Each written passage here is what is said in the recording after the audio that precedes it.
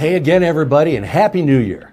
I'm Doug Kaufman with Tomorrow's Technician, and I'm excited to be back in 2023 with another great candidate for the Blaster Instructor of the Year. This month, we met with an amazing young instructor who has had a tremendous career personally and has been a powerful influence on many young people in his classroom. Chadwick Groom is Automotive Instructor with Northeast Ohio's 6th District Compact. Encompassing 6 small school districts in Summit and Portage counties, the Compact was formed in 1970 and has been an exemplary program and a model for the entire state of Ohio.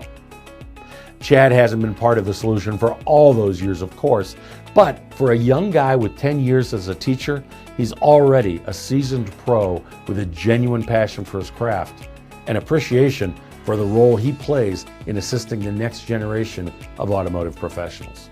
Let's hear his story. Well, I started into this industry when I was young, probably 17 or 18 years old, as a parts consultant at a local AutoZone. And I worked there while I was attending Stark State College for my associates in automotive technology. So while I was studying in school, I specialized in Toyota, Lexus, and Scion, and graduated from Stark State and went directly into the field as a dealership technician. So I spent about nearly a decade with Toyota. I also did 2 years at a local independent shop where we just focused on transmission work. And then I got involved with a company called Ascend Learning, and I actually developed the curriculum, the literature that was used for training purposes, and that kind of opened the door into education. There's 2 main things that got me into teaching. The first would be that my mother is still a teacher right now. My dad is a retired mechanic of 40 years, so I'm really just a perfect mashup of my parents. But what really inspired me to get into this was during my time at Stark State College, I started building really strong relationships with my instructors, so much so that the summer semester in between my first and second year at Stark, they hired me on as a student helper. And I got to engage with my instructors in a different way than I had during class. And I just grew really close to a few of them, one in particular, and he is the person that really influenced me to get into this. He made me feel important. He coached me through life, through career. He kept in touch with me well after graduation. He supported me in all of my career endeavors, even into teaching now. So he is the main reason that I'm doing what I'm doing. I thought that if this man can make me feel this way, what a blessing it would be to give that back to generations on generations. So I'm actually in my 10th year of teaching, and I've taught at the technical college level. I've taught in inner city, and now I'm here in this 6th District Compact. So I've seen a lot of different situations and had to adapt to different scenarios and different circumstance. I'd say that my teaching practice has changed in 2 main ways. One is pretty obvious. Over 10 years' time, technology has changed a lot, so my practice has had to stay up to date. But I think just like with anything, practice makes perfect. Being that this is my 10th year now, I have a better ability to recognize individual abilities and create learning opportunities aimed at those individual abilities, all while working towards one common outcome. So I think I'm just getting better as time goes. Well, I think in its most basic form, demonstrating just being on time every day, not being absent. I'm always prepared. I've always got a backup plan. That demonstrates a sort of excellence that would be required in this industry. I stay up to date on all my credentials. I'm still an ASE Master Certified Technician. I attend annual update training, and I continuously push the boundaries. I'm self-motivated, so I'm always looking for a new venture in teaching. You know, my colleagues and school board, they've got really no choice but to help me in those endeavors. I bring those to the table and discuss what my plan is, discuss funding, discuss outcomes. So they're fully aware of the excellence that I'm trying to bring to this program as well.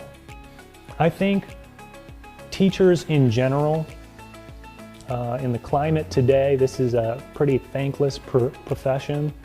There's a lot of scrutiny, and it's not often recognized, just the amount of effort that goes into teaching in general. And then when you add into the mix running a program, there's just so many things that have to fall into place, and a lot of the time you don't get any recognition. And not that I'm not doing it for the recognition, but to have this nomination just makes it feel that all of the long nights and early mornings, and it's all worth it. Well, I think the industry needs to take an honest look from the inside out.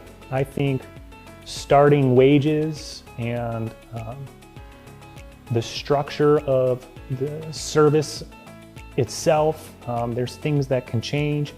You know, students are being faced with the idea of having to purchase their tools, pay for their education, and then go to work for basically minimum wage. So it's not very encouraging.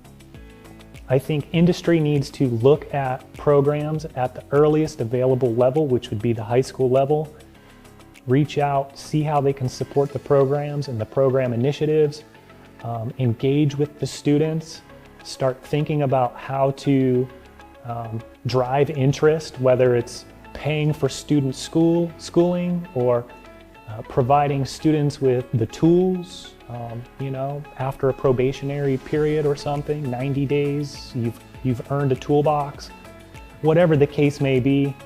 But we need to take a good, honest look in that regard.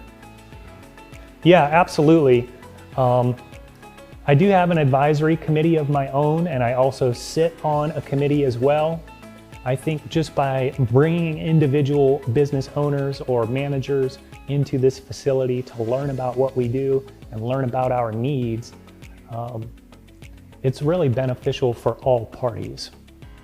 Well, in the immediate future, I just submitted an application to be accredited through ASE, which will give us the opportunity to form more articulation agreements with local technical schools.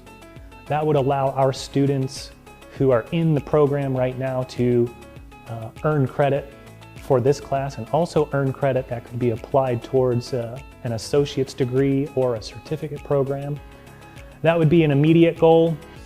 In the more distant future, I'm starting to develop hybrid and electric vehicle curriculum.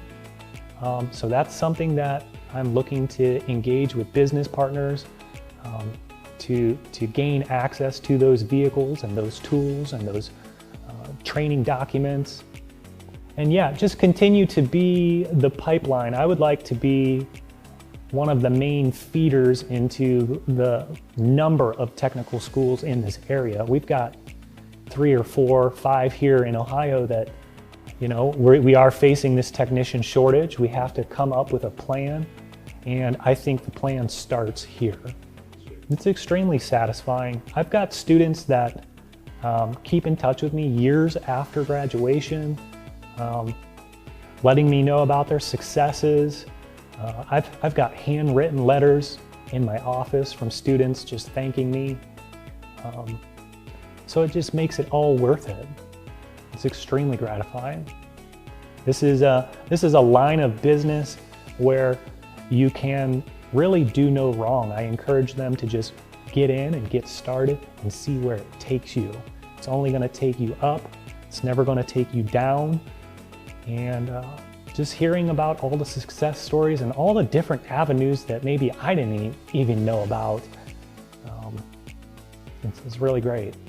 Chad Groom is an ASE Master Certified Technician with a plan to implement the first true EV curriculum at the high school level in Ohio. Chad, congratulations on your nomination, and I know your students from Hudson, Cuyahoga Falls, Kent Roosevelt, Stowe Monroe Falls, Woodridge, and Talmadge appreciate your efforts. So do their parents and each of those schools' administrations. On behalf of all of us at Babcock's Media, Tomorrow's Technician, and our friends at Blaster Corporation, congratulations. You're one of our 6 finalists for the National Instructor of the Year Award to be named in May. For the past several years, we've been telling the stories of really great automotive and technology instructors with our Instructor of the Year program. We've had some amazing candidates, and we're excited to introduce Chad. But who's next? If you know a worthy candidate who deserves to be considered for recognition by Tomorrow's Technician and Blaster Corporation, tell us his or her story by visiting tomorrowstechnician.com, opening the Contest tab, and filling out the simple Instructor of the Year form today. I can't wait to hear your story too. I'm Doug Kaufman. Thanks for everything you do.